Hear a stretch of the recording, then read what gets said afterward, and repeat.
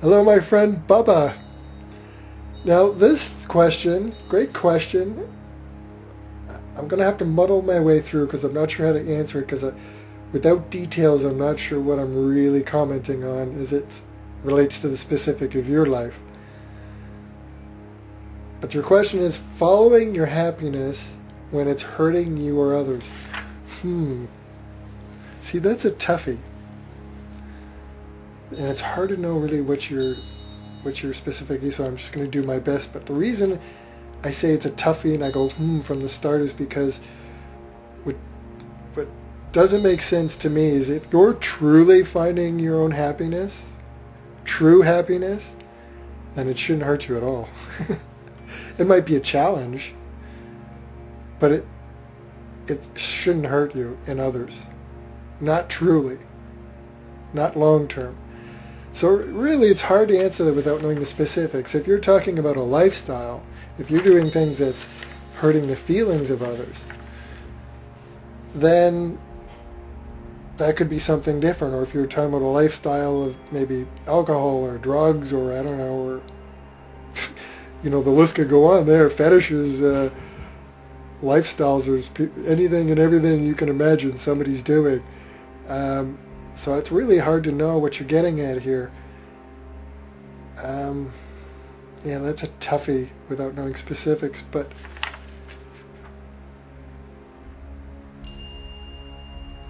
yeah, it's tough to know.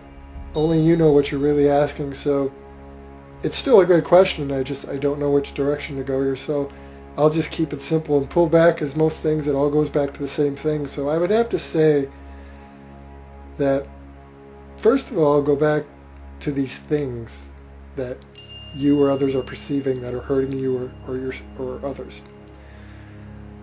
So I would say first, return to stillness. Don't swim in the mind over this. You won't figure nothing out in the mind.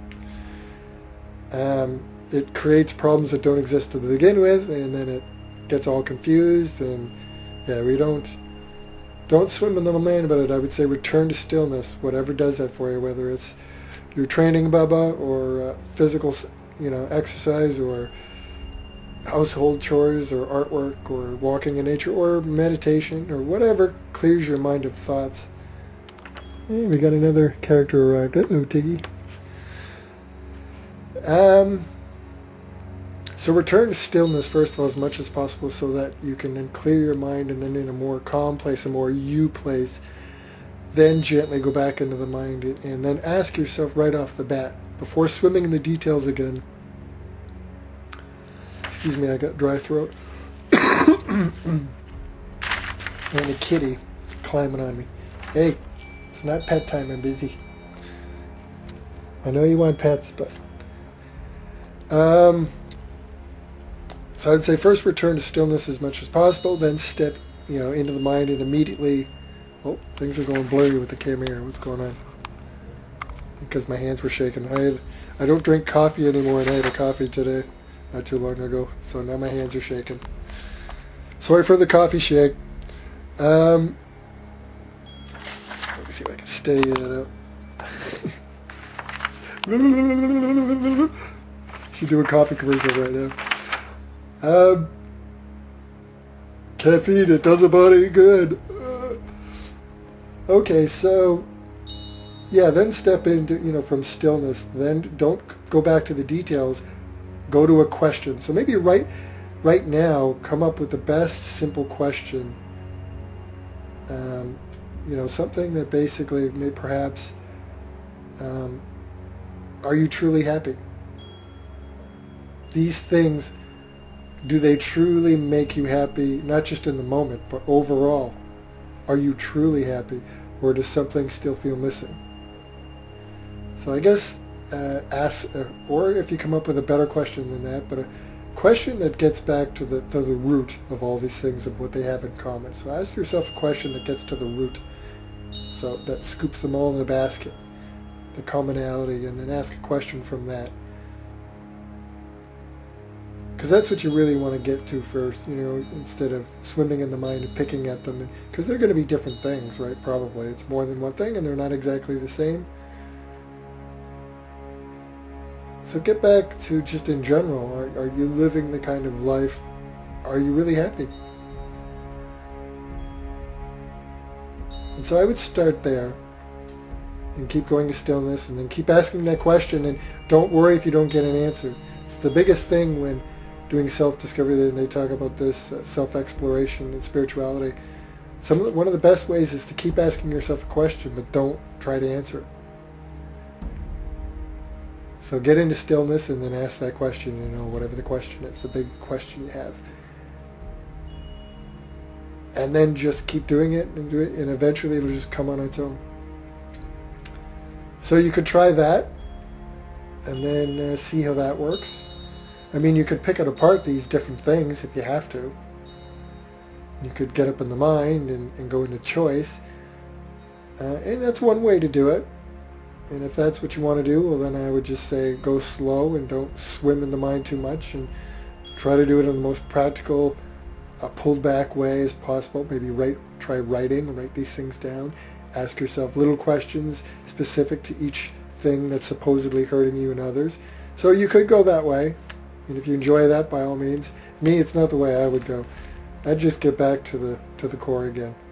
Because it's always about the core. All these things are expressions, really, of what we are, where we're at. Our life is an expression. The vibration we create is an expression. That's why we're mirrors to each other here. So everything we do is an expression of what we're going through and where we're at in our own growth and where we're at with self-love. So are you really fulfilled? Are you really happy? If not, or if only partially, well, then of course you want to do as much as possible to be as completely fulfilled. Why wouldn't you? And so if you're not completely happy, then which of these things, it's best to start with you first.